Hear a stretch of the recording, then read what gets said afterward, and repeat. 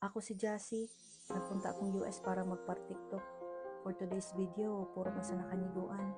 Kung bukong pasado sa standards mo, di mi.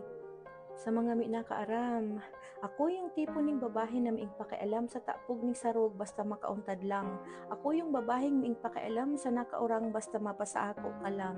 Ako yung tipo ning babae na miipigalingon o pigasundan ning tanaw, pero kayang-kaya takang ipagdakop ning langaw.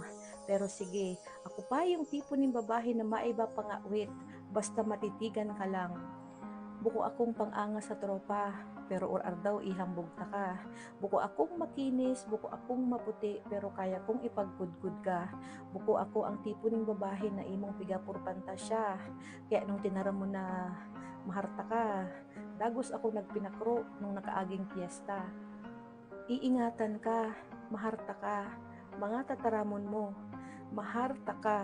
Nangako na ipamati ang pagkamuot na daripuyot asin dayaday, pagkamuot na gator tagisom na matamiso na sinsagarsar ning paray, ang pagkamuot para na mamuraway, ikanim ibang galo lagamong buray.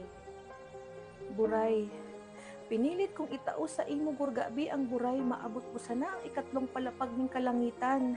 Minaakuga kalson ardaw gabi nga ning ikaw mi kana masakitan. Binaba ko ang sadili kong kamalayan. Buda na niwara sa pigatara mo na, kitang daw halang. Nanlamig ka. Itinao ko ang burabod ning buray pero dili mo na. Kung gusto mo lang paraning libangan, nagpinakro ka na sana puta na. Tayon ta imo pang binulabog ang akong kapayapaan, pinangakuan na iingatan pero ihubon mo man sa naparan. Mi lamang akong pakaaram. Tayon ta mi lamang nagpaaram, nang dahil sa pangako, ang bataan isinuko. Aaminon ko, ako yung tipo ning babae na madari mahurog sa raraki. Ako man yung tipo ning babae na madari mong makukuha, patugod-tugod lang gurgabi. Pero hanggat miimo ako pigadara sa bagtingan, pangako, mi mo lamang nang sid makukudkudan ang lubi ning kalangitan. Kung tinapos mo tong video, mabalos tabi.